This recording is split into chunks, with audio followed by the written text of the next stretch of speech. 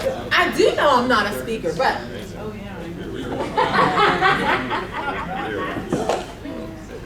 Is that what happened? Sorry. Can I turn this on? Turn it on.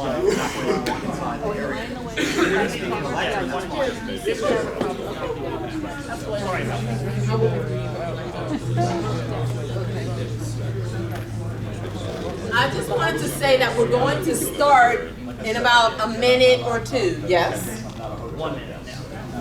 Here, you want to, yeah, just don't sit down there. And I also learned the wonderful lesson not to turn this on while I'm in this space. Someone over here. You're not required to be. I am not. Just want to make sure everybody's getting to this. Start.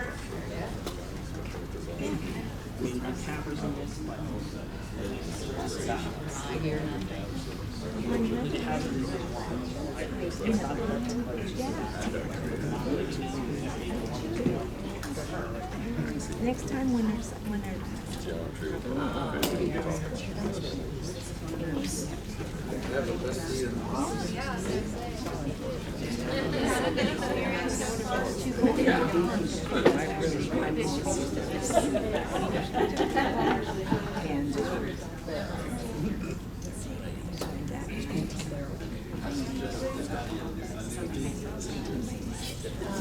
Yeah, unfortunately. we ran to conventions, except Yeah, we're good. except for only 2 years.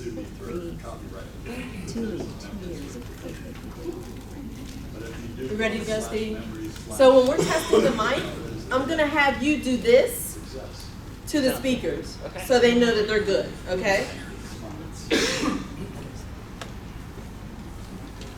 go to Starbucks. You didn't bring any? And you're sitting next to me. Greetings, fellow Toastmasters and guests. The moment we've all been waiting for. We have this conference, you know, there's a reason. One of the main reasons is actually for this contest. So let's get excited about it.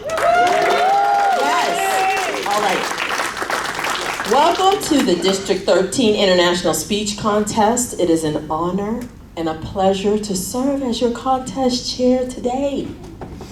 As we get started, there are a few items we need to mention before the contest begins.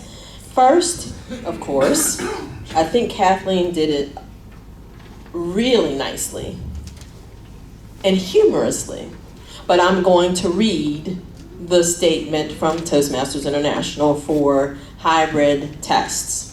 By attending this hybrid district speech contest, you agree to the privacy policy of Toastmasters International, as well as the unassociated remote hosting service.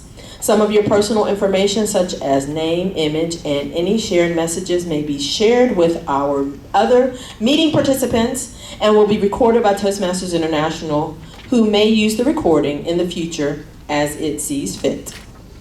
Your remote attendance hereby discharges Toastmasters International from all claims, demands, rights, promises, damages, and liabilities arising out of or in connection with the use or distribution of said video recording, including but not limited to any claims for invasion of privacy, appropriation of likeness, or defamation. All a mouthful, but it has been read.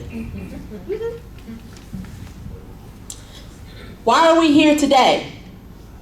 Toastmasters International organization's mission is to empower individuals to become more effective speakers and leaders, communicators and leaders. Speech contests are an important part of the Toastmasters educational program. They provide an opportunity for Toastmasters to gain speaking experience, as well as provide an opportunity for other Toastmasters to learn from observing proficient speakers. Toastmasters is where leaders are made. This is when we begin the International Speech Contest.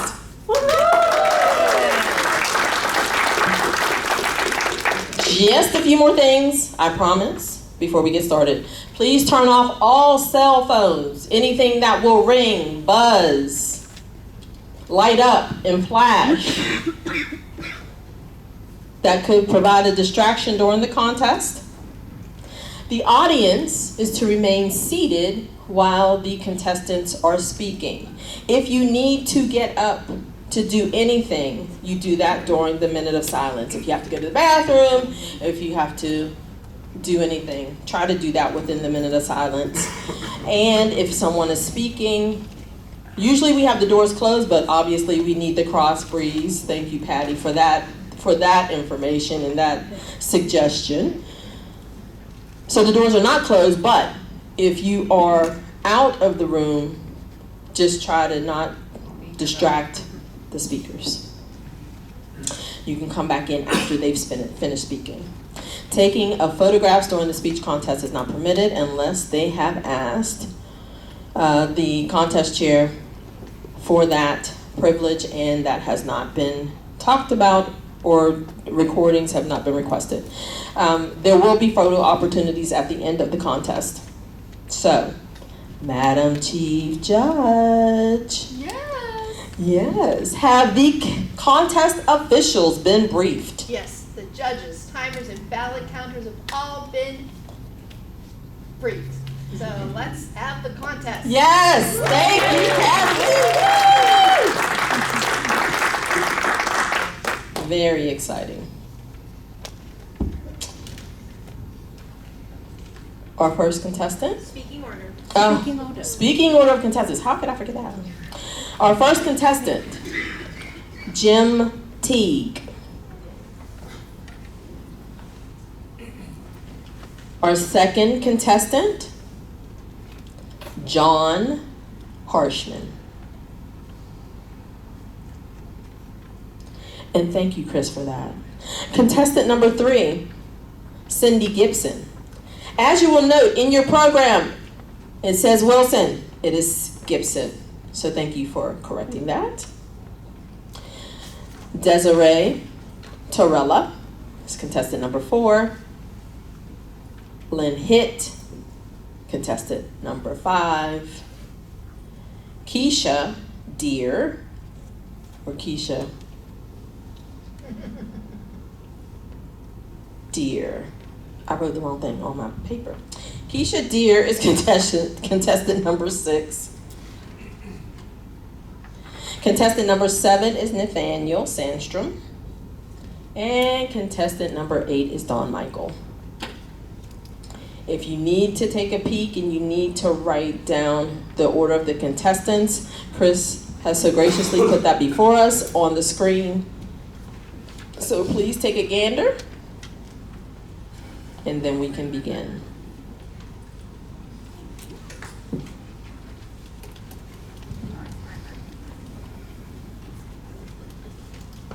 We will begin with our first contestant and have him test the mic first. So let's welcome up Jim.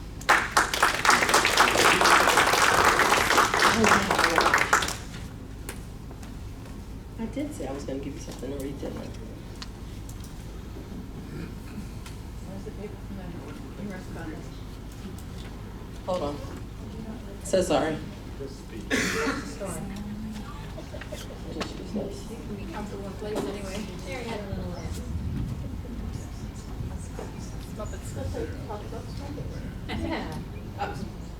Patty, I was just getting ready to do that. Right here we got a paper. You can read a very boring mundane story. So I'm going to have you read the club mission. Club mission. We provide You muted it. Is it amber or green? on the, it's amber, Make it green. Press it once. the thing at the top. Yeah. Now it's green. Now we can hear you. Club mission. We provide a supportive and positive learning experience in which members are empowered to develop communication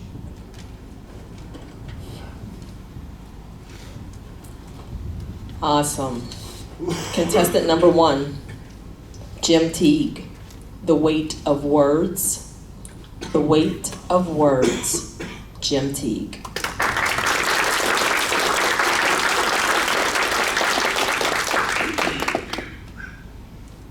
Think back to when you were younger. There were phrases your family used to encourage you about your future. Let me know if this sounds familiar.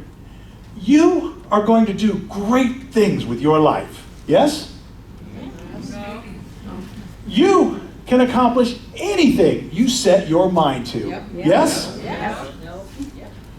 By the time you're 21, you'll be dead or in prison for life. Yes? No? Just me? Contest chair, fellow Toastmasters, honored guest. Growing up, I heard those words nearly every day. It seemed to be the vision my parents had for my life. And every time I heard them, the weight of the words pushed me down.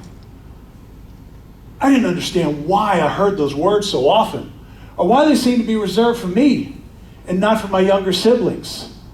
It was the circumstances of my childhood.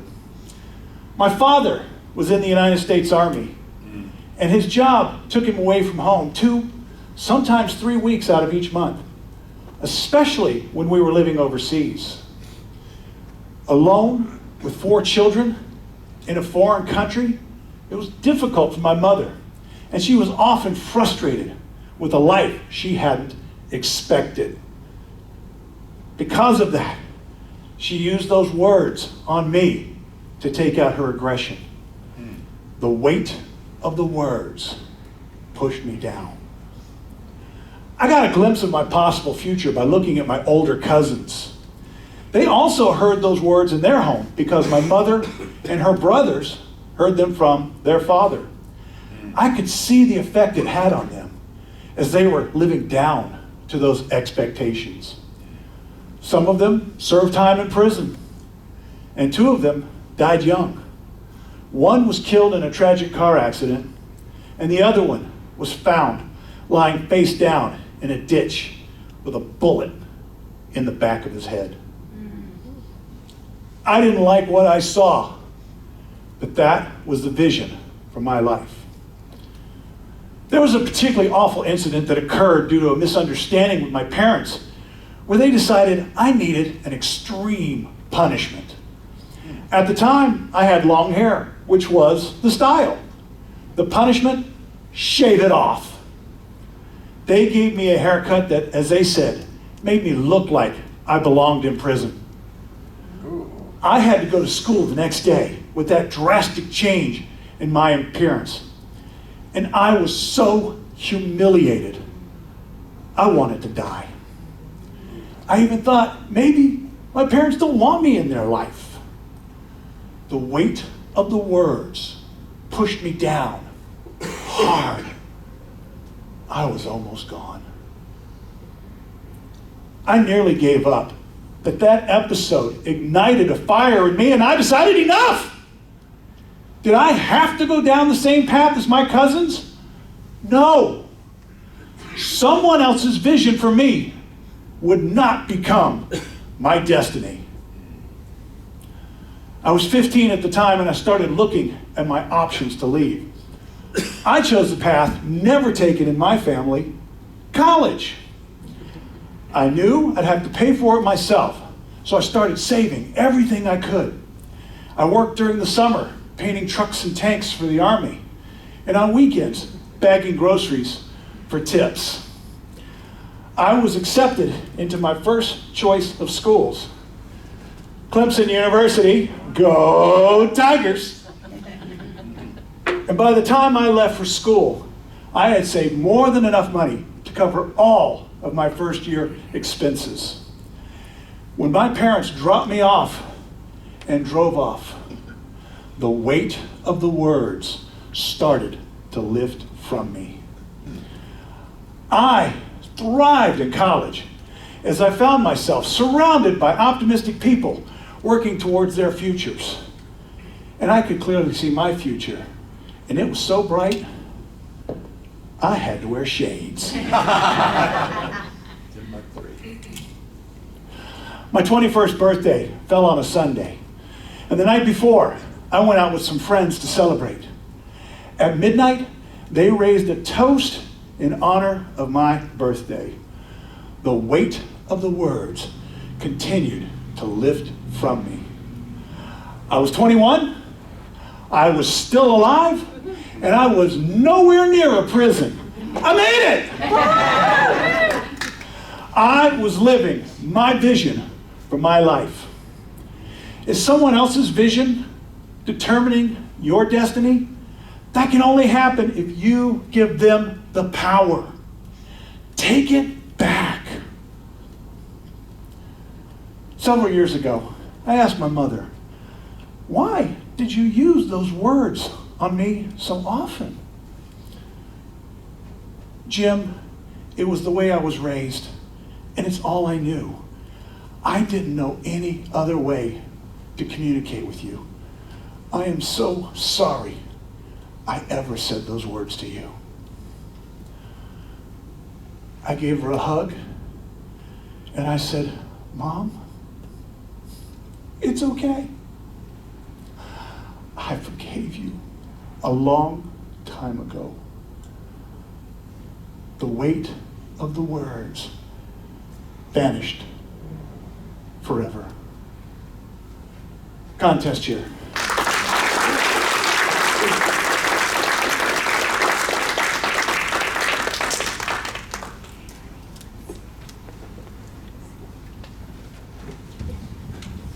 Madam Timer, can I have 1 minute of silence for the judges to mark their ballots? Please tell me when 1 minute has passed.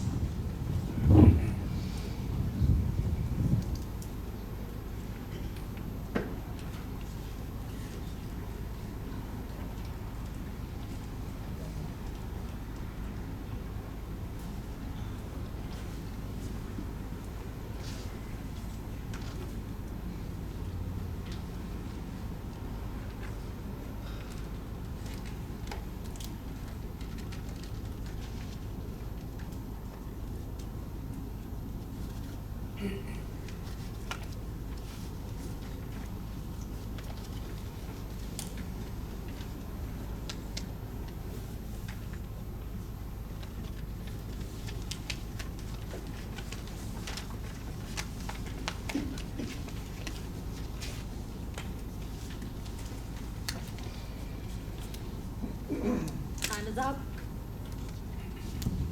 Thank you. Contestant number 2, John Harshman.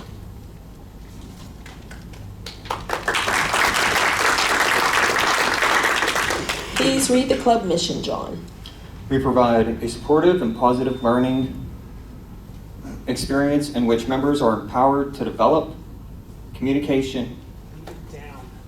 Hold the thing down below your mouth. A little up. Up. Good. Try again. We provide a supportive and positive learning experience in which members are empowered to develop Good.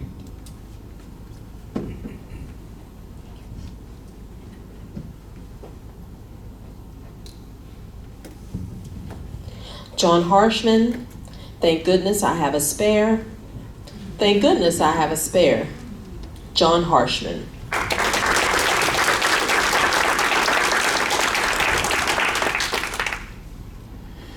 Have you ever found yourself immobilized on the side of the road, trying to change that flat while the rest of the world seems to pass you by at unprecedented speeds?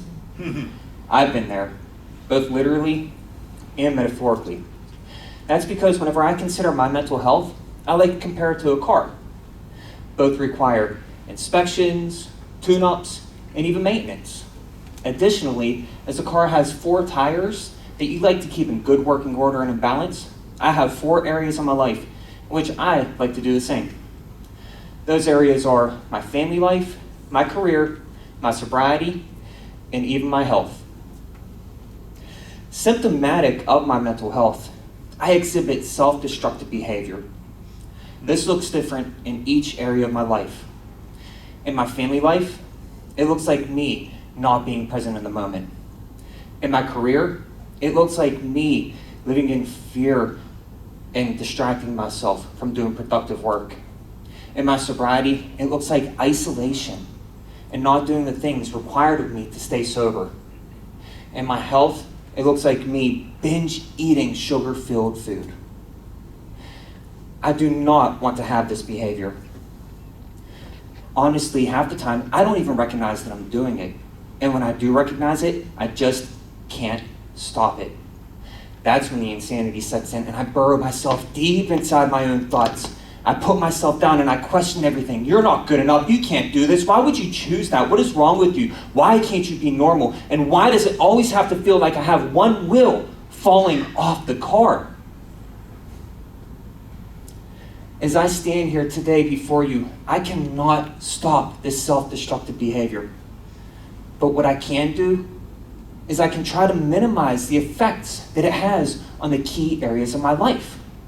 I do this through maintenance, tune-ups, and inspections. The maintenance is positive affirmations. I tell myself every single day, I'm capable of doing anything I put my mind to. I deserve success, and I am good enough. Tune-ups are me self-assessing my feelings throughout the day. Why do I feel this way? Is it a negative feeling that I have to do something to stop the feelings, or it is a positive feeling that I need to harness to keep moving forward? And inspections, well, those are inspections of my tires. I check to make sure that the tread isn't worn down and they're not deflated. I look at my family tire, I give it a check. This tire looks great. The tread is great, it's well inflated. It's a nice, loving, accepting area. It's an environment that I thrive in. I look at my career tire. I've been getting a lot of positive feedback and we're so busy at work. It's an environment that I thrive in and I am in such a positive headspace. I move over to my sobriety tire. I'm in contact with the people that I share my sobriety with and I'm doing what's required of me. There's nothing wrong with this tire. I move forward to my health tire and I can see from a distance, this tire, it's not drivable. It's deflating and that tread is completely gone. I reflect on this area of my life and I see myself eating ice cream by the pints, M&Ms by the handfuls. I've developed a bit of a spare tire that honestly I don't want to carry around because it's not the spare tire that I need. That spare tire, well, that's in my trunk. I'm excited about this spare tire because it is a perfect fit for any area of my life. Because this spare tire, it's made of the memories I am most grateful for. I call it my will of gratitude. It'll drive me further than anything else could ever drive me, and it won't break down over time. It only grows stronger with the memories that I add. I pop open my trunk and I pull it out. It looks factory new, even though it's 41 years old. And I inspect it. I see me tie my youngest son's hockey skates. Oh, I dread the day he tells me he can tie his own skates. Me and my oldest son, we're getting pedicures, sitting there talking about nothing. The day I started my career, just a short 8 years ago, an unexpected promotion. The day I got sober, it was the ugliest day of my life, yet the most pivotal moment of my life. Here's a hug from a friend, thanking me for my support in their journey of sobriety. My first marathon, from now 19 to 26.2, it was all I could do to hold back the tears. And my most recent marathon was the fastest marathon I ever ran. I was able to qualify for the Boston Marathon. This is just my story of experience, strength, and hope. I hope that you can find yours. Too often, we live in a world where we are crushed by our fear and our self-doubt. We tear down the things that we have worked so hard to build up when we should be building on the foundations that we set. I challenge you to find your will of gratitude, your spare tire that will help you get you back on the road of positivity. Because then, when we're driving down the road and we see somebody immobilized, trying to fix their spare tire, instead of just speeding by, we can stop, help them find their spare tire so they can get back on the road of destiny. But before you leave, don't forget to remind them, thank goodness we have a spare. Batting contest chair.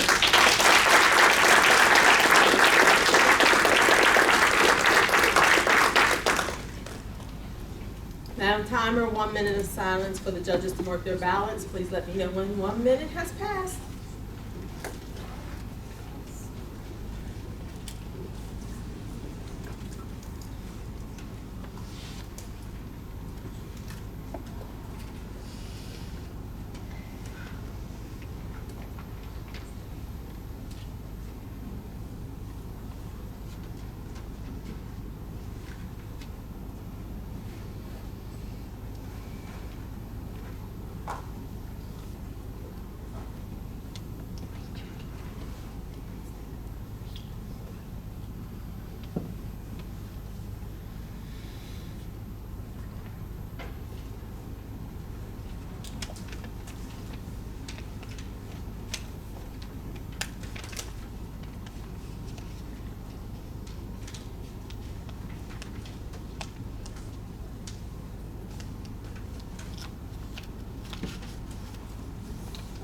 Time is up.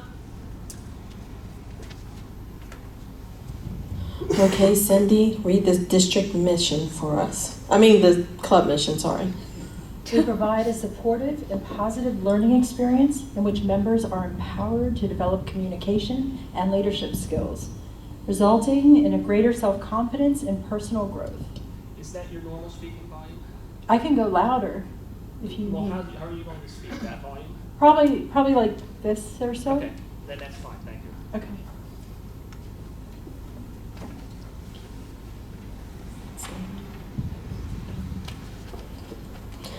Cindy Gibson, Mountain Lessons. Mountain Lessons, Cindy Gibson.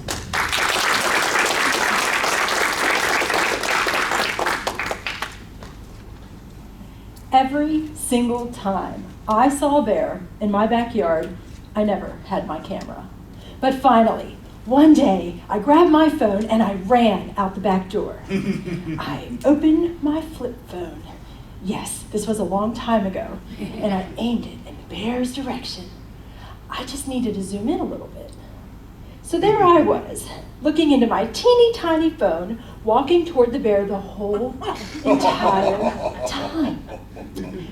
Madam Contest Chair, fellow Toastmasters, distinguished Toastmasters, illustrious judges, and honored guests, have you ever been there? Where you had a momentary lapse of sanity? Yes. The bear looked up at me.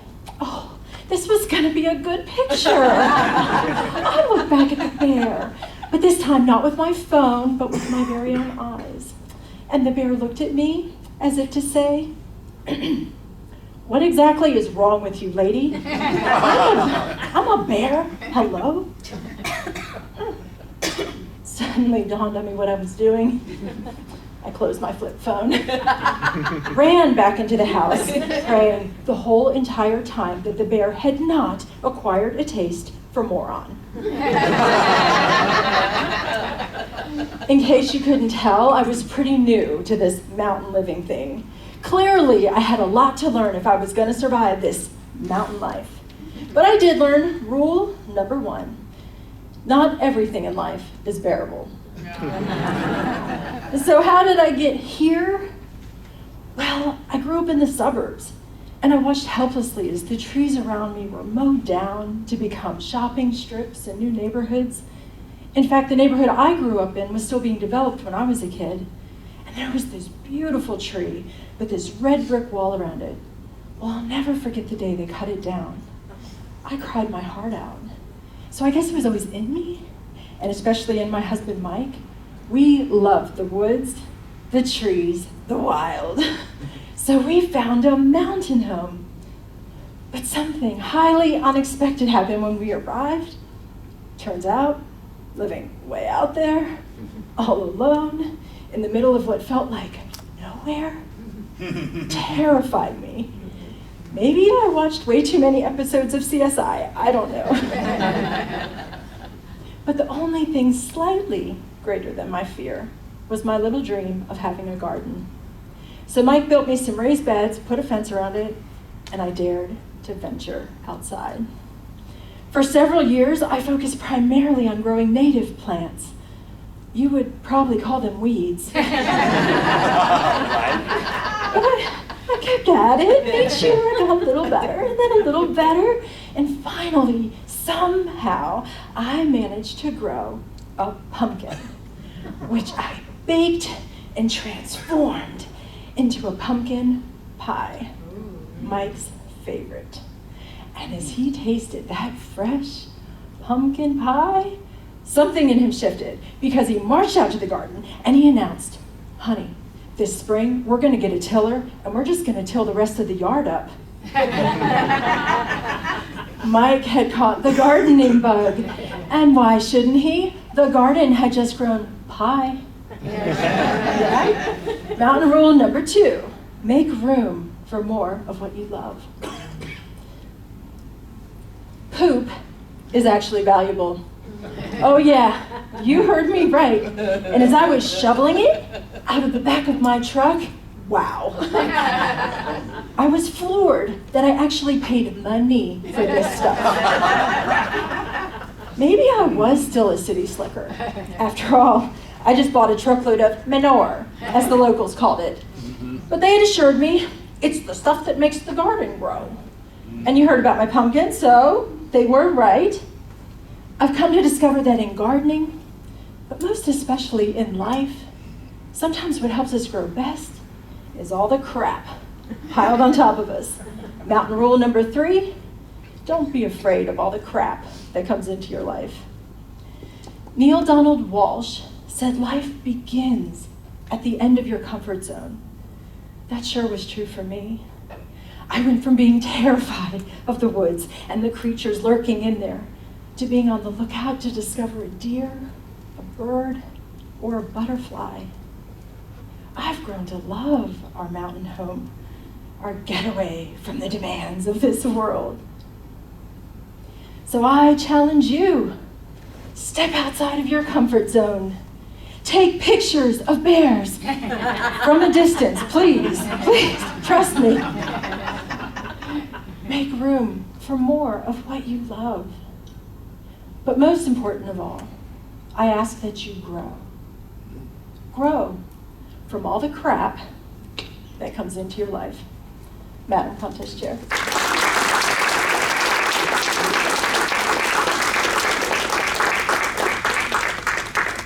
Madam Timer, can we have 1 minute of silence for the judges to mark their ballots? Please let me know when 1 minute has passed.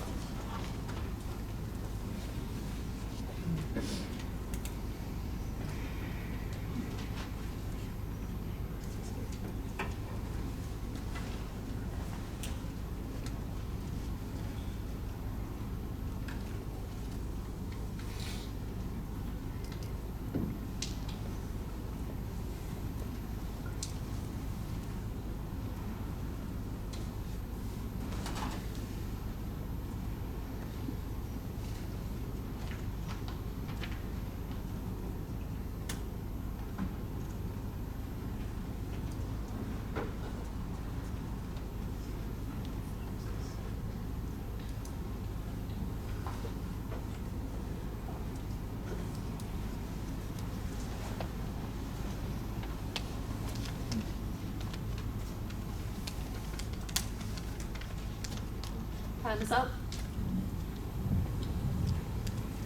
Desiree Torella, please read the club mission. We provide a supportive and positive learning experience in which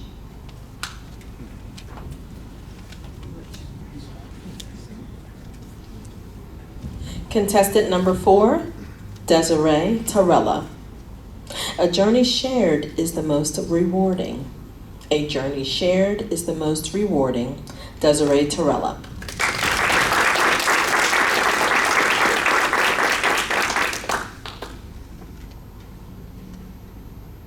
imagine this.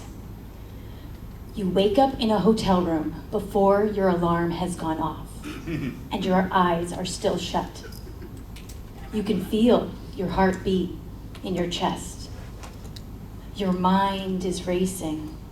You're nervous. You're anxious. You're excited. You're thinking about the 140.6 mile journey you're about to embark on. These were the thoughts going through my mind the morning of October 11th, 2015, the day I competed in Ironman Louisville. By a show of hands, who is familiar with what an Ironman consists of? Quite a few of you. In case there is someone who doesn't, it is a triathlon that starts with a 1.2 mile swim, followed by a 112 mile bike, finishing with a 26.2 mile run. Now, who here thinks that sounds like fun? Well, if you do, it all starts with the swim. This swim had a time trial swim format, which means all the athletes line up in a line and they start one after another, 5 seconds apart.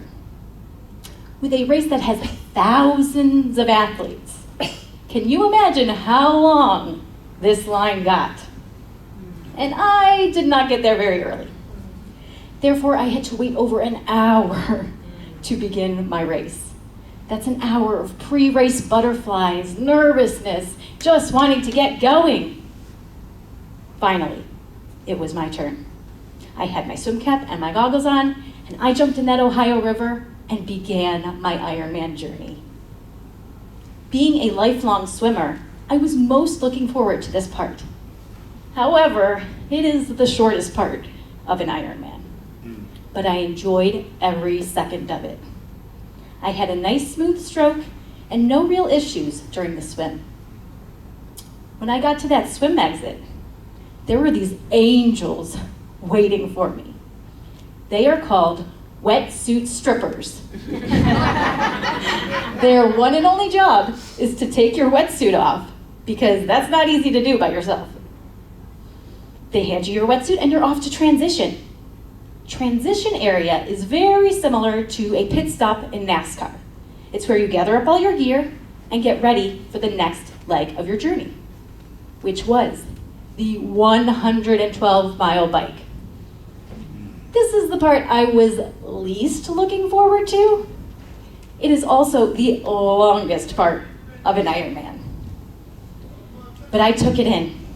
I took in the scenery, I took in the spectators cheering, the other athletes out there.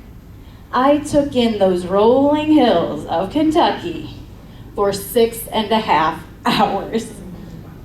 I was ready to be done with my bike, happily handed it to the volunteer, and I was off to transition area again to get ready for the final leg of the journey, the 26.2 mile run. That's a marathon. I had never run that far before, but I did not let that deter me. I knew I had a goal to get to that finish line and enjoy myself doing it. And enjoy myself I did. I had so much fun on that run. Spectators cheering, volunteers were incredible, other athletes encouraging. It was an electric atmosphere. Then, at mile 7, I met Craig. Craig was an athlete like no other. He just had this vibe about him that screamed fun. He pointed at me and he said, "Way to go, Desiree." And I looked around thinking, how does he know my name? Not thinking I'm wearing a race bib that has my name on it. I had to laugh at myself. I caught up with him and we just hit it off. We shared stories. We cheered for other athletes, calling out their names. We laughed. I honestly don't know what my race experience would have been like had I not met Craig. He made the miles go by like that. We ran together for 10 miles. But then, at mile 17, I had to use the porta potty.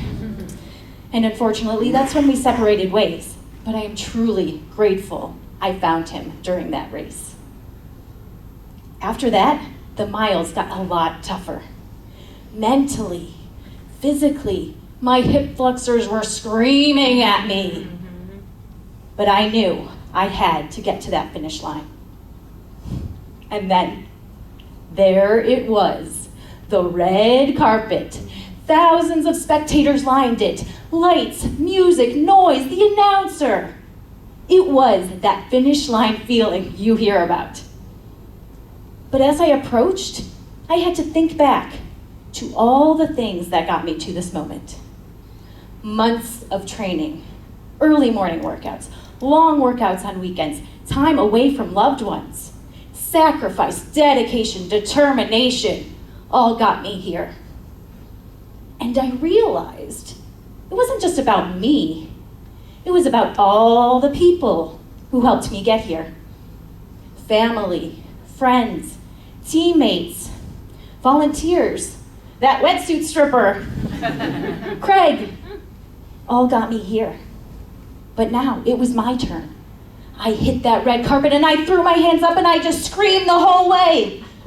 And as I crossed that finish line, the announcer said, "Desiree, you are an Iron Man." I couldn't believe it. And the volunteer placed that medal around my neck, and it was true. I was an Iron Man. I cheered for others as they finished, but there was one athlete I was waiting to cross that finish line. And that was my mom. Yes, my mom did the same race I did, and I got to hug her as she crossed the finish line. And that is a moment I will cherish forever.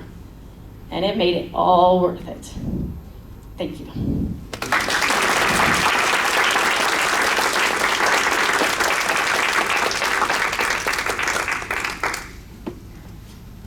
Madam Timer, can we have 1 minute of silence for the judges to mark their ballots? Please let me know when 1 minute has passed.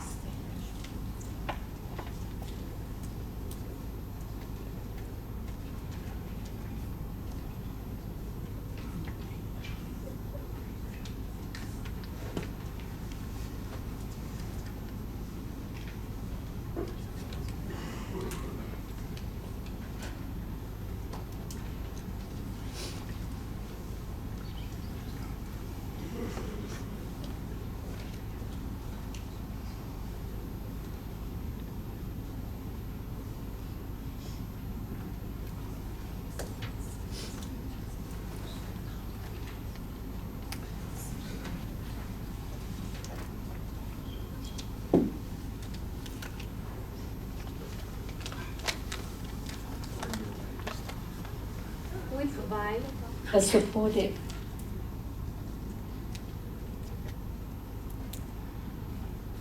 time is up.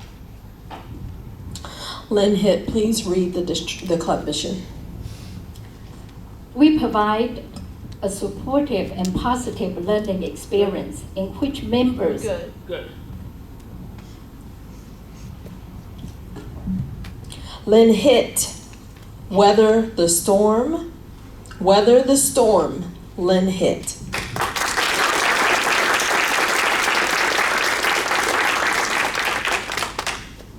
Imagine you are caught in a storm.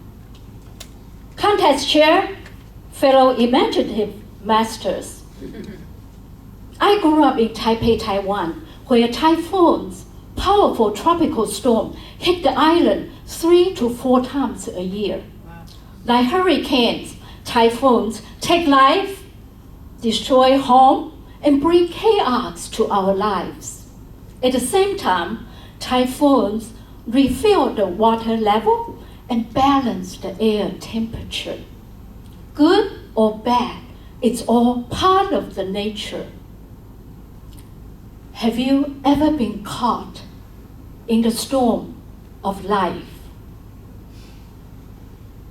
When I was young, my ambition was to get married. At 28, I was out of work and worse, no boyfriend. Taiwanese guys just want to be buddies with me.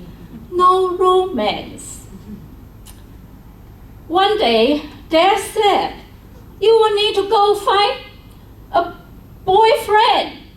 If you can, you will have to find a good job to feed yourself." I love English with all my heart, but English did not love me back. I quickly enrolled in an English school. My broken Chinglish grabbed Teacher Mark's attention right away. Teacher Mark, where you from? Oh, I'm from wild and wonderful, almost heaven, West Virginia. What is your name? My name, Lin Ya Fen. While I suffer in spoken English, my body English was superb. When I found out Teacher Mark would like to go swimming, I volunteered to take him to a pool. While we were sitting on the poolside, under a huge blue sky, suddenly, Teacher Mark's big blue eyes hit my heart like a thunderstorm. Soon after that, Teacher Mark was calling me every night at home. Dad would say, "Who are you talking to this late at night?" "Oh, it's Teacher Mark giving me free English lesson." Free! Oh. One night, I got off the phone and said, "Dad, Teacher Mark would like to marry me." "What? Are you crazy? Don't you know these Americans love divorce? Look at Elizabeth Taylor. She was married 8 times. No. Dad, but my emergency wedding alarm is ringing. And my real estate value is going downhill. Now, Mom, how about you, please?" "No, I can't even talk to him. No. My dear friend Sarah. No. What if he already has an American wife? No." Have you ever been caught in the storm of life, flooded with no's? No, no. Marry Mark, stay single? Just when I was about to give up, my wedding emergency alarm went off again. At that pivotal moment, I made a decision to marry Mark. Have you ever been caught in a storm, making a life-changing decision? That decision, dangerous, risky decision, brought me to America, the land of dreams. Little did I know, it was the beginning of a series of storms. Love turned into labor. I stumbled into my daily lives. New language, new marriage, new food in this new country. I strapped training wheels on my back and began talking and walking into this American life, which enabled me to grow into the person I am today. I didn't grow any taller, but my English is better, which enabled me to live 2 lives in 1 lifetime. 30 years later, Teacher Mark is still giving me free English lessons.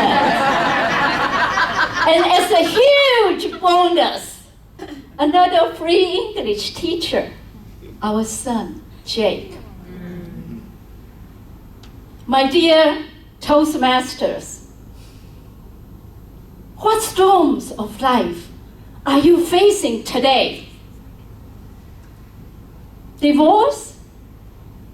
Disease? Depression? Midlife crisis? Or money trouble? How you weather the storm determine your destination. Give yourself permission to weather the storm your way. When the storms hit you, run to a safe place. When the storm hits you, heart, listen to your heart and take a chance.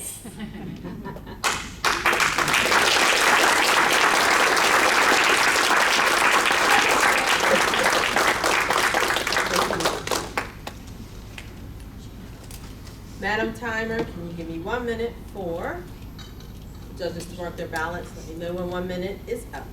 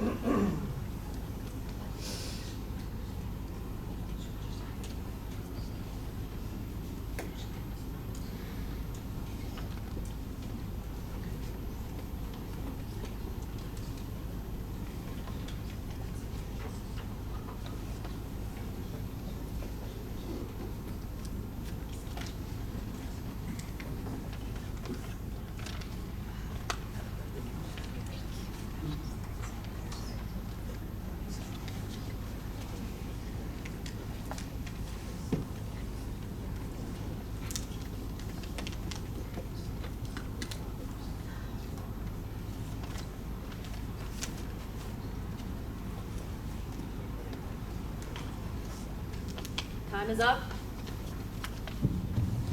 Keisha, can you hear me? Yes, I can hear you. I think Chris sent you the club mission, maybe in the chat. Can you read that for us? Yes.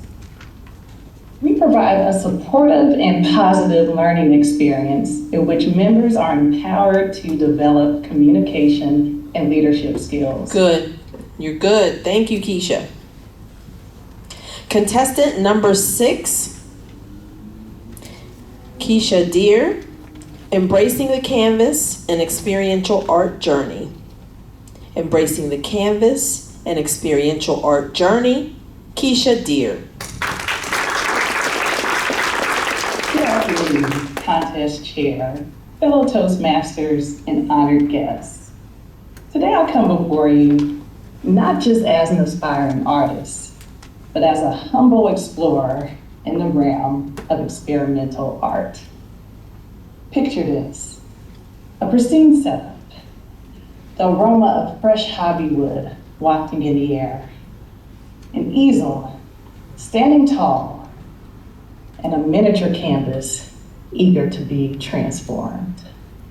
Yes, I embarked on this artistic escapade armed with determination as well as a disposable painting palette, because why add the hassle of cleaning to an already daring endeavor?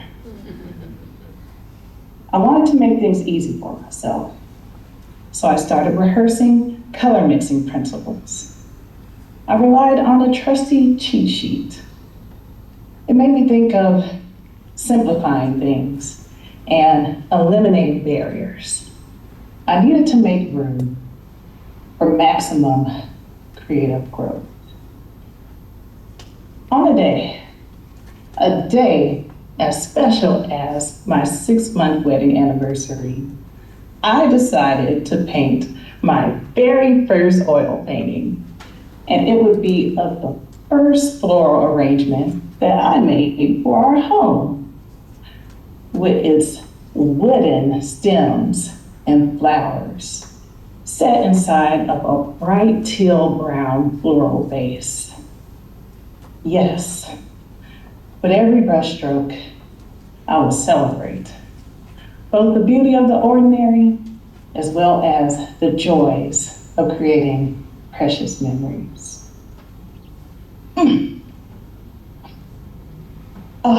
There was sudden hunger. A nutritious parfait it beckoned. I would have a moment to savor and reflect on my artistic journey ahead. With every bite, it was like the ascent of a roller coaster. The anticipation was building, and I was ready to dive into the depths of creativity. Onward to the planning stage. I chose gray as my background. I want to make sure that the flowers and that bright, beautiful vase took center stage. Much like the pursuit of creating a cohesive masterpiece, a lesson, not just for art, but for life itself. As the dishes soaked, it was showtime. But fear not, for I was not alone in this artistic endeavor. Who better to guide me than the legendary Bob Ross? With his soothing voice echoing in my mind, I started to believe that even I could conquer the canvas like a cherry tree emerging from the deep, dark woods. So how did it go, you ask? Oh, let's just say oil painting is not as forgiving as drawing with pencil and charcoal, which are the mediums that I used as a child. Sure, with pencil and charcoal, you can fix mistakes fast. You can just smudge it out, make things fade in the background. But with oil painting, there's patience involved. Yes, you can repaint the canvas, but you must allow time for the canvas to dry.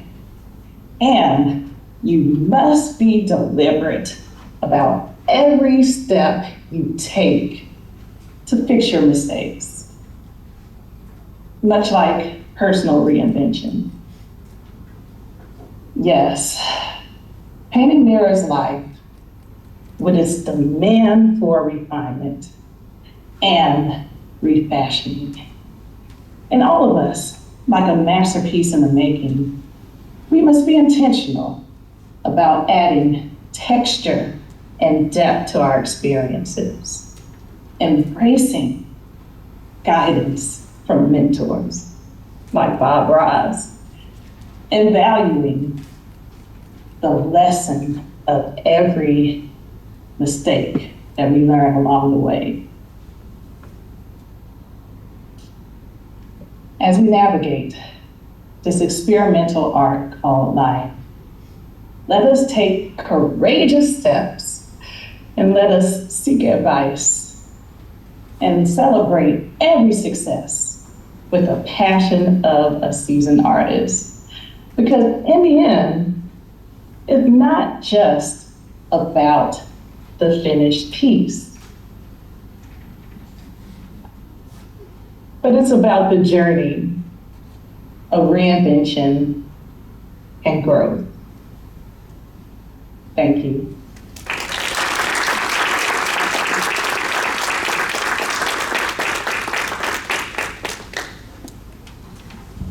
Madam Timer, can we have 1 minute of silence for the judges to mark their ballots? Please let me know when 1 minute is up.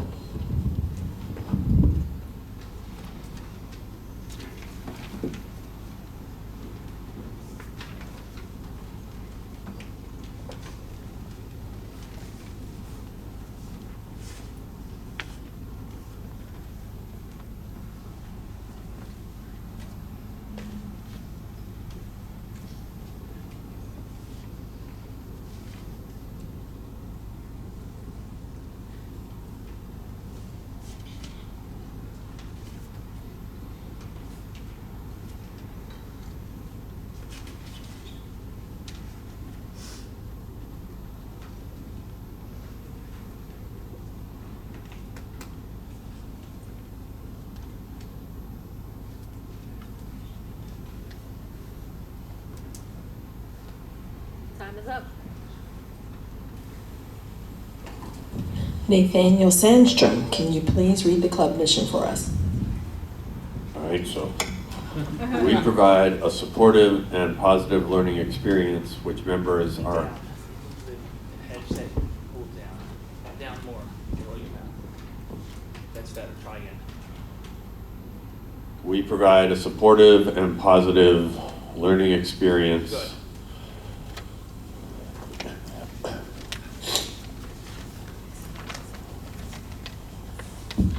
Nathaniel Sandstrom, contestant number 7. What doesn't kill you? What doesn't kill you? Nathaniel Sandstrom.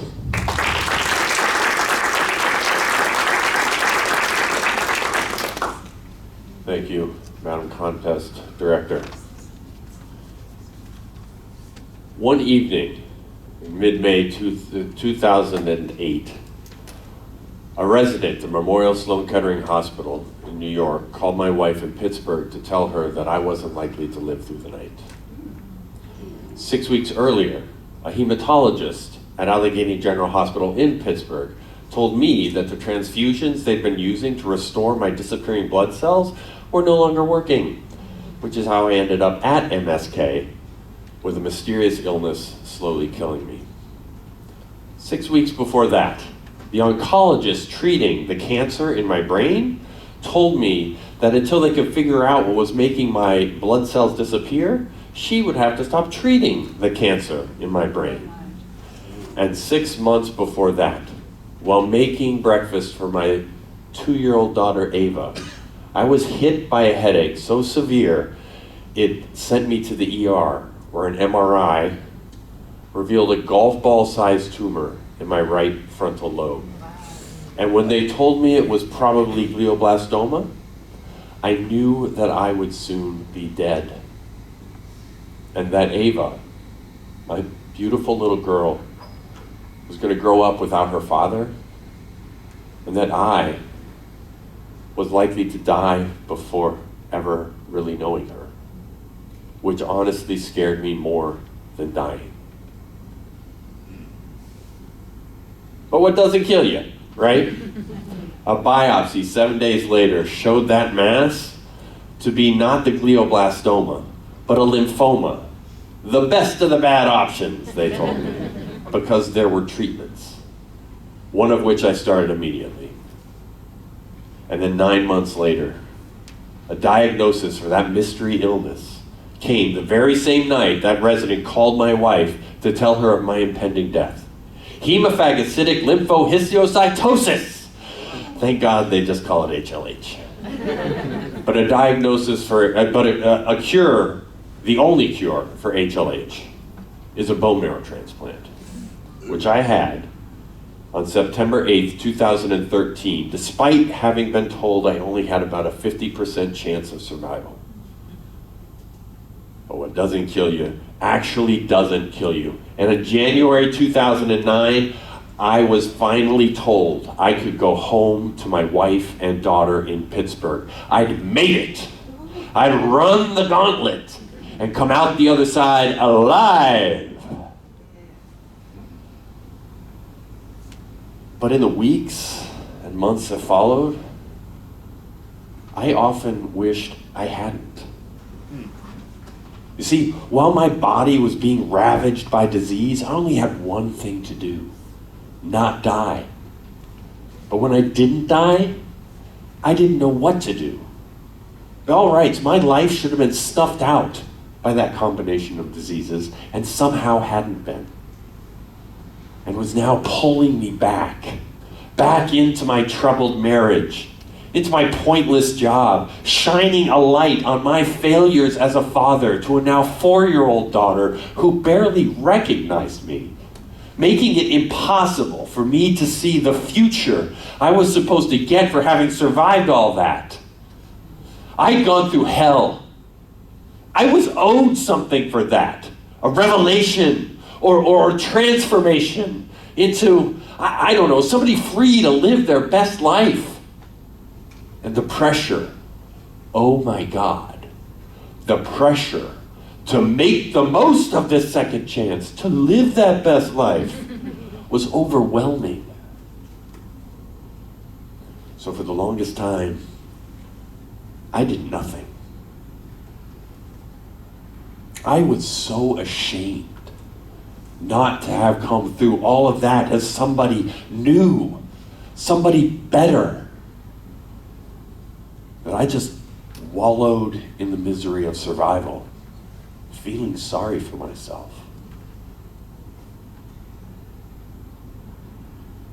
But eventually, Ava, my beautiful little girl, she grabbed me by the nose and she yanked me out of my stupor because she needed me. Not the me I couldn't figure out how to be, but the me I was in that moment. And I needed her because she reminded me, as no one else could have, that I needed to pull myself together. So I started to.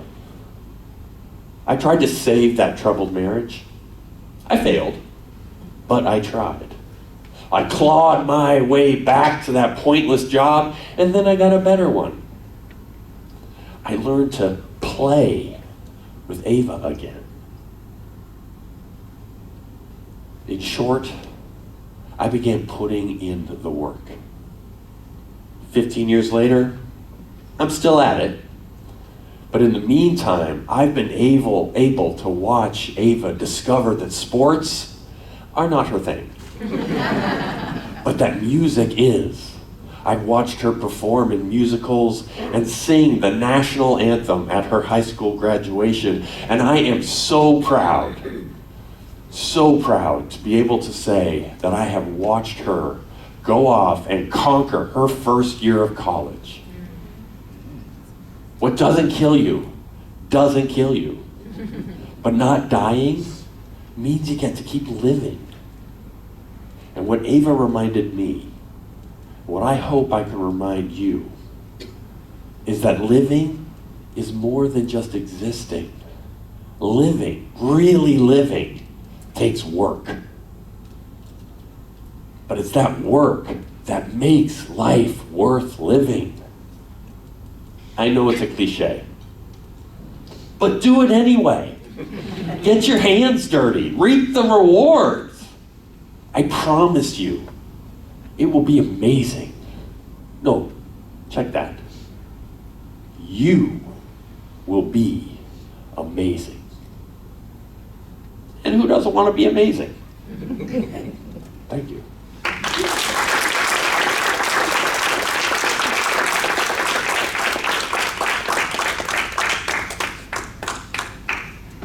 Minute of silence for the judges to mark their ballots. Please let me know when 1 minute has finished.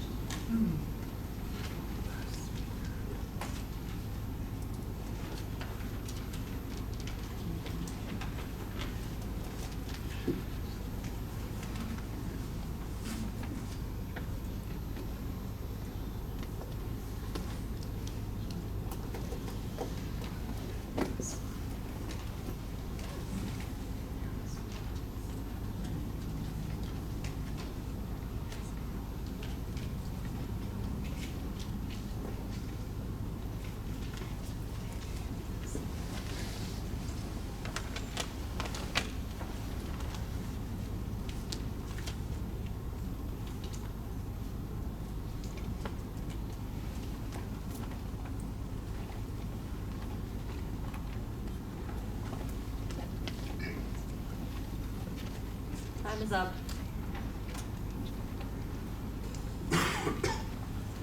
Don Michael, please read the club mission for us.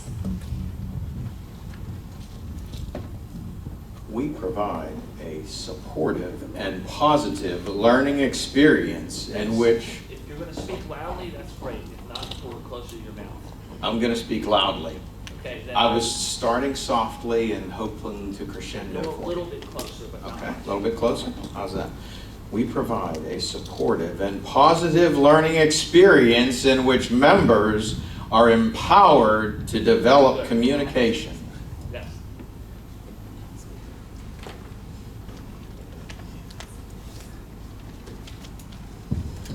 Dawn Michael, contestant number 8. The rest of your life.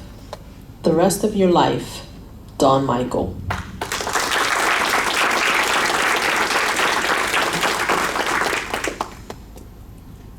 I celebrated a monumental birthday earlier this year. As you can guess by my gray and receding hairline, it wasn't my 21st, or even my 40th. I am proud to announce that I am officially a card-carrying member of AARP. Hopefully, Sammy Hagar has it wrong and I can drive 55. Now, as many of us do around our birthdays, I took a moment for quiet reflection. Even with all the advances in modern medicine, fitness, and nutrition, my life is most certainly more than half over. Madam Contest Chair, fellow Toastmasters and guests, what are your plans for the rest of your life? A fresh layer of dew glistened in the sun on a cool fall morning. I watched as my colleague Anna walked down a grassy hillside. As she did, her feet slipped out from under her and she tumbled to the ground with a thud. More accurately, a crack. A chauffeur-driven ride to the emergency room and a series of tests revealed what we already knew. Anna had a broken ankle. But that's not all. The doctors discovered that she had bone cancer. If it wasn't for the fall, it would have likely gone undetected until it was too late. Instead, treatment began immediately, and Anna made a full recovery. Now, Anna was always the first person to volunteer for our company's annual Day of Caring event. She inspired me to do the same each and every year. Anna's selfless desire to help others gave her the greatest gift in return: the rest of her life. Now, my daily conversations at the office coffee pot changed when my friend Dave took a job in a different department. We'd exchange phone calls and emails with promises to get together for lunch or a beer after work. Both of us agreed that we were way overdue to catch up. Finally, we found ourselves in the same room together. Do you remember those pickup softball games with the foreign interns? Those were some of the craziest batting stances I think I've ever seen. Dave was expressionless. Unfortunately, I was the only one doing the talking as I stood next to his casket. Dave had passed away suddenly before our long overdue reunion could take place. Something that I will regret for the rest of my life. Now, as my friends know, I am a huge sports fan. So during my first ever trip to Germany, I couldn't pass up the opportunity to see an NFL Europe game. All during the week, I tried to find somebody willing to go with me. No takers. Perched in my hotel room on Saturday afternoon, I grappled with the decision. Now, for context, it was the late 90s, so there was no smartphone or GPS to guide me. And Siri and Alexa weren't around to answer my questions. Armed with only a paper map, I decided to go for it. Following the hour-long train ride, I arrived in the Dusseldorf station. Looking around, I saw no signs that would guide me. Disappointed, discouraged, dejected, I was ready to give up. Then, across the terminal, I saw a wondrous sight. A Buffalo Bills jersey and a San Francisco 49ers jersey. Do you speak English? Are you going to the Rhine Fire game? Can I go with you? Yes. Yes. Jawohl! During the 20-minute ride on the subway, I got acquainted with my new friends, Helmut and Jürgen. We are season ticket holders for the Frankfurt Galaxy. When we go to their games, we drive our cars. So we must be careful. Today, we take the train. So we plan to drink heavily.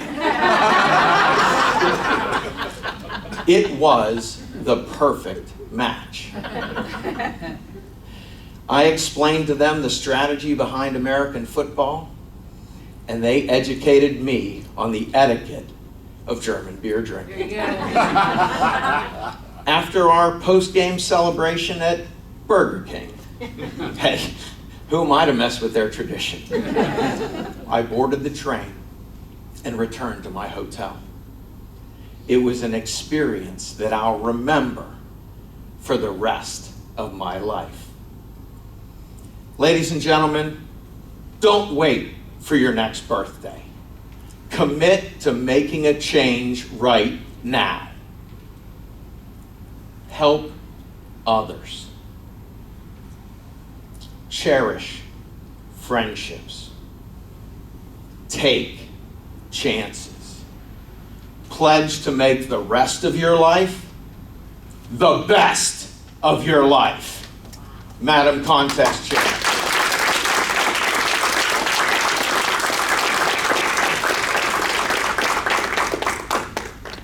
I know it's hard, but can we have silence until the chief judge has collected all of the ballots? So we need silence until that has happened.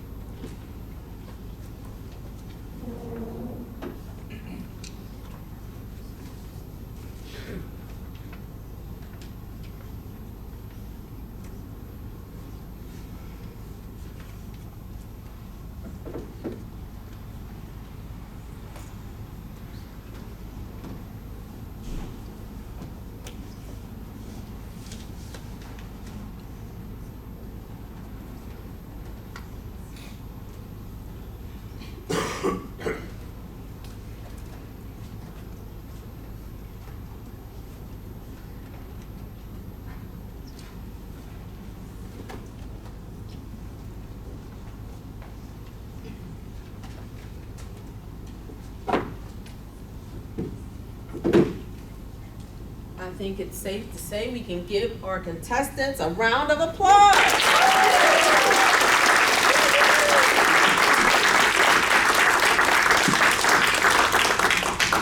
And now it's time to meet our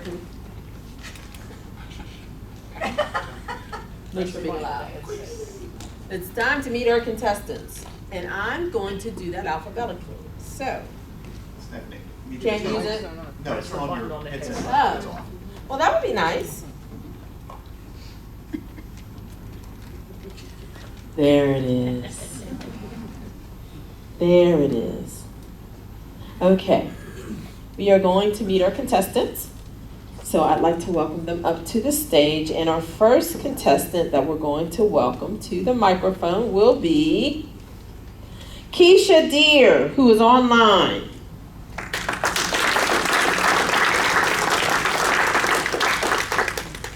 Why, hello, Keisha. Hello, howdy. Tell us what club you're representing today. I'm representing Woman to Woman. Okay, and how many years have you been a Toastmaster?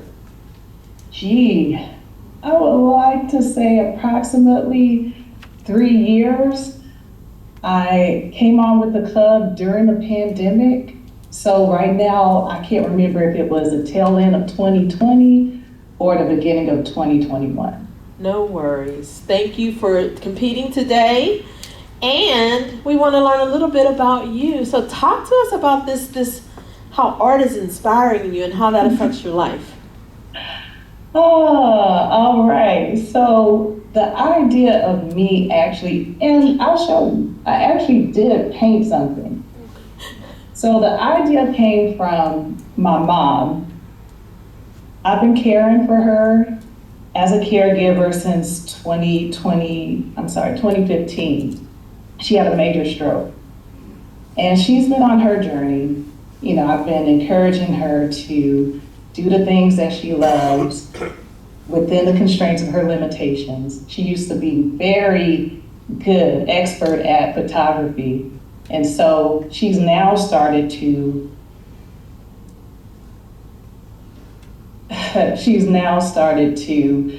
go into paint. And so I wanted to encourage her in that journey. So I took it up also. Mm-hmm.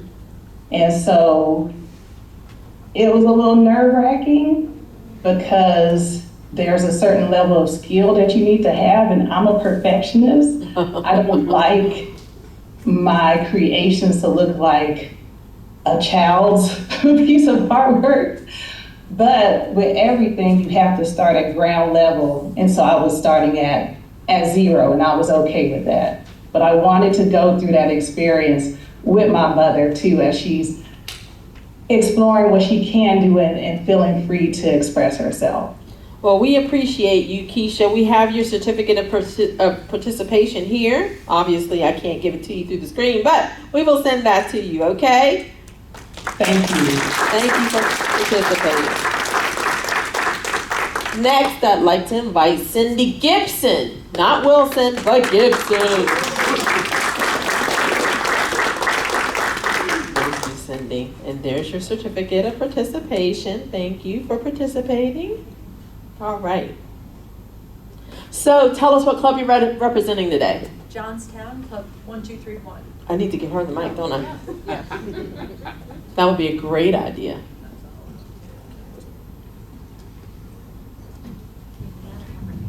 Johnstown, Club 1231. Awesome. And how many years have you been a Toastmaster? Since April Fool's Day, go with that in 2022. That's fitting. So what has inspired you about being a member of this organization? I have to say the community. I'm so floored by how supportive everybody is of everyone. And my first contest, it was table topics. And I remember one of the girls was talking about table topics, and I hated it too. So Tony said, you should go for that. And I'm like, no. But I do love to talk, and I didn't qualify for the other contest, so I went for it, and it was a good experience. Awesome. Is there anything that you want to share with us today? I think just keep at it. I think that's been the theme of this day. Step outside your comfort zone and try for something new. And there's a quote, maybe it's not appropriate, but for adults, but be brave enough to suck at something new. And it's true though, you know, when we start out, we're wobbling, we're falling. A baby doesn't say they're sorry because they fall. They keep getting up, they bump their nugget, and they keep going. They might cry, they're okay. So we can do that too, right? We We're can. kids, and we can drink. I love it. Thank you, Cindy. That was very inspiring. Thank you. John, where are you, Mr. Harshman? Here's John's certificate of participation. Thank you, John, for participating in the contest. And tell us what club you're here representing today. I'm part of the Bettis Toastmasters Club. Awesome. And how many years have you been in Toastmasters? I think it's been 7 years. Okay. Yeah, I think I started a year after I started working there. So. Okay, so talk to us about what you feel this organization has done for you. It has helped me so much in confidence and being able to not stumble over myself whenever I am confronted with something that I am not particularly prepared for. I recently switched jobs within the company I worked for, and I directly attribute getting that job to Toastmasters because I planned exactly how the interview was going to go, and it absolutely did not go in a single thing that I planned, but I was able to overcome that and use the way that I prepared to be able to still obviously give a good interview because eventually I did get the job. Yeah. Nice. Very nice. So you say one of your favorite quotes is you miss 100% of the shots you don't take. That is correct. That is from Wayne Gretzky. We are a huge hockey family. As I mentioned, my son plays, and if you don't try at something, you're never going to be able to reap the benefits of it. And so I really like that quote to just kind of, as was previously just mentioned, have the courage to try something new because you don't know if you don't try. Thank you, John. Thank you. Lynn Hitt, where are you, lady?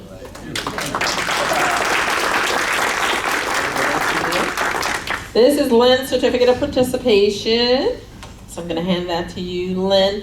Talk to us about what club you're competing for here today. I belong to multiple clubs. We know. Today, I'm representing Priority Speakers Club. Yes. And I also belong to Pittsburgh Toastmasters Club. Nice. And Lynn, how many years have you been in Toastmasters? I've known you a long time. Oh, yes. I have been in Toastmaster, I think 2011. Kathy Wolf and I were together in the Federal Building Club until the Federal Building Club no longer can sustain enough members. Yeah. And but I only count, if you do the math, I only count the last few years because the first few years I really never talked because I wasn't able to. We gave 10 speeches that first year. Don't tell me you didn't. I sat in the back for about 2 years. I kind of remember. Very shy, shivering, and cannot just come out of the words at all. I think you probably still remember me. I remember you, Lynn. You're very memorable. So talk to me about what you said nature inspires you. Talk to me about that. What amazed me is, like the storm I'm talking about, like we advance into this high technology modern world, but the natural is so mystery. Like the roses will bloom at the time they should bloom, and we don't control that. So the older I get, I appreciate the nature more. Nice. Thank you, Lynn. Thank you. And thank you for competing. Dawn Michael. Back in, I think, October 2023 online, she was one, they show the, Toastmasters around the world? Yes. And Lynn Hitt was, I believe, was it the October issue of 2023? All right. Thank you, Rick. Let's welcome Dawn.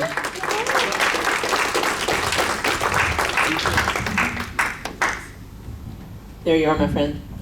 This is Dawn's certificate of participation. This I'm handing to you.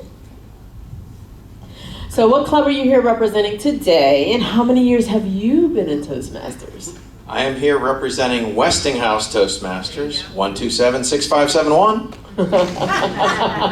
And I have been a Toastmaster for 16 years. This is my sweet year. Yeah, nice. So talk to us about this journey, because you can. How does that feel to compete and go through the process of advancing to the world stage? Yeah, well, essentially I do it once every 10 years. No, but it's funny. The Westinghouse Club has gone through a lot of ups and downs, as many of the clubs have. You know, having to go remote. Our membership dipped down a little bit. But what it opened up was so many other opportunities, because now Westinghouse has locations all across the country. But now some of our colleagues in other states were able to join our club because we were meeting remotely. We've now transitioned back, we meet hybrid, so there's a core group of people that meet in person and some who join via the Teams call. But we have a lot of new members, and they've heard stories about Don Michael, but they had never seen Don Michael speak.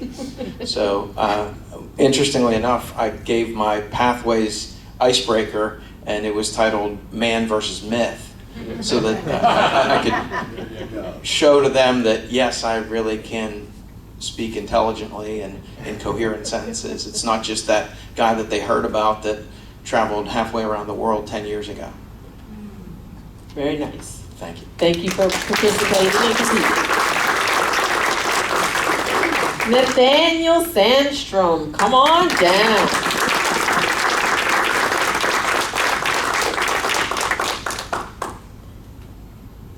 Here is Nathaniel's certificate of participation, and we thank you, sir, for participating in not one but two contests. And tell us who you're here competing for. Oh, sorry, but I have that. The Bakery Square Toastmasters Club. I don't know our number. And that's it's okay. very long. And how many years have you been in Toastmasters? 0.75. Okay. Okay. Yeah, so not quite a year. That's okay. You have an amazing story and an amazing journey. Thank So you want us to take advantage of this thing that we call life. That's, yeah, in a nutshell. So tell us what you enjoy the most. Wow, like really good food. Yeah, great music. I just like life, you know, there's so much to do. And when you face not being able to do it anymore, it kind of reignites that curiosity in what's happening around you. And as far as Toastmasters goes, I'm just excited to be a part of it. It's just been a great experience for the first 3 quarters of the year. And I look forward to doing a lot more with Toastmasters going forward. Thank you, sir. Yeah, thank you. We appreciate you. Jim T, come on down, sir. This is Jim's certificate of participation. Gonna hand that to you. All right, thank you. And tell us what club you're here representing today. I am here representing Greensburg, Club 4021. I'm also in Achievers Just Speaking in the Dance Club, Club 902. We are strictly online with Achievers and with Just Speaking. Achievers, we have our meetings at 2:30 on the 3rd Sunday of each month. Is that right? Correct, yep. Correct. And then Just Speaking, we'd love for you to join us for either one of those. Just Speaking, 1st and 3rd Fridays of each month at 6:30. And after that great commercial. To learn to use humor. That's right, learning to use humor. So you are inspired by your family. Talk Yes. to us about that. Well, obviously, speech I just gave, Uh-huh. that's inspired by family.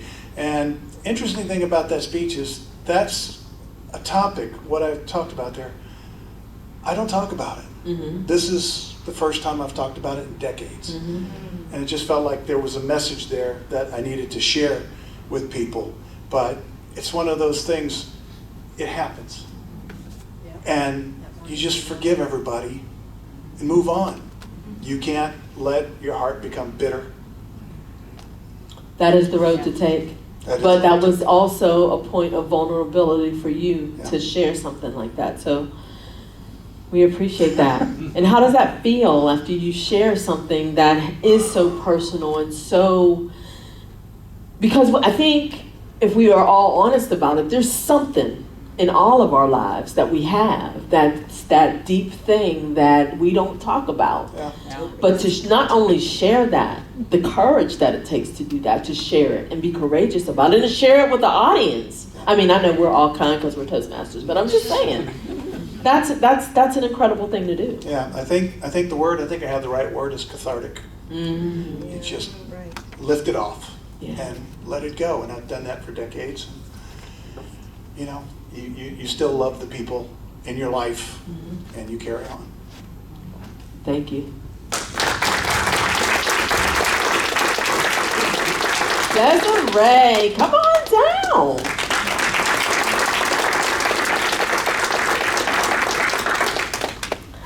Desiree's certificate of participation. There you are. And what club are you competing for today? Erie Insurance Toastmasters. Nice. Very nice. And how long have you been in Toastmasters? It will be 5 years this fall. Okay, very nice. So obviously the Ironman thing was a huge thing for you. Yes. So after you did that, what other things did you want to take on in the world? Honestly, so the Ironman was a long race. That was very hard to fit into 7 minutes. Obviously, so I left a lot out. But one thing, when I was in that race talking to Craig, I mentioned to him, I said, you know, now after I've done this race, now I want to have a baby. And the first thing I said to my husband when I crossed the finish line was, let's make a baby. Not right now, because I'm gross and disgusting. But like I said, my mom inspires me, and she was an amazing mom and gave us all the opportunities in the world. And I knew the one thing in life I wanted to be was a mom, just like her. Nice. So that's so sweet. And now I have 2 beautiful daughters. Yay! So you did that. Yes. I did. Thank you, Desiree. We really appreciate you.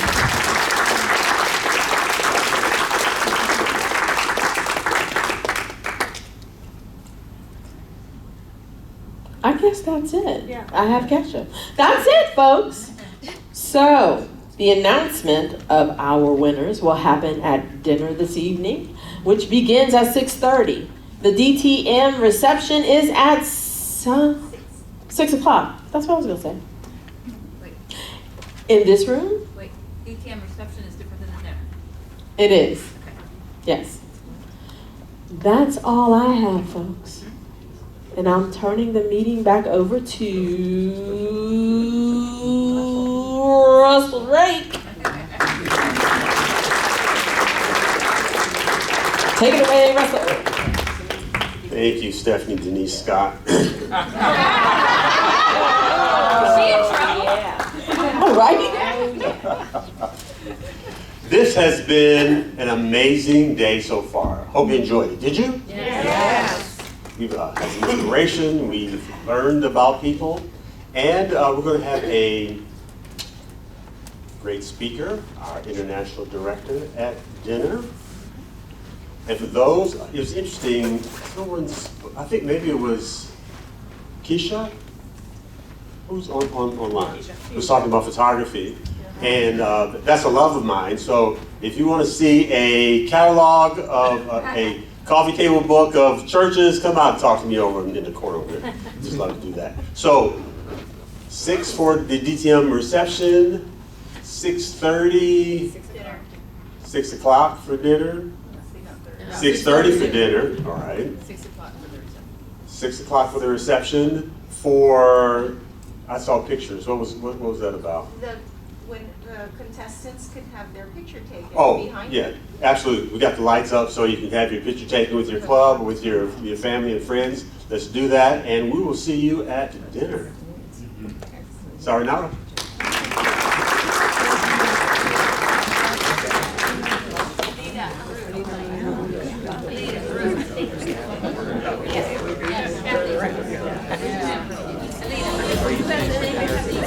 If not, that's fine. I gotta get our picture taken. Where's Jim? Yeah. Oh, great. Okay. So, 7 of us? Yeah, 8, 7.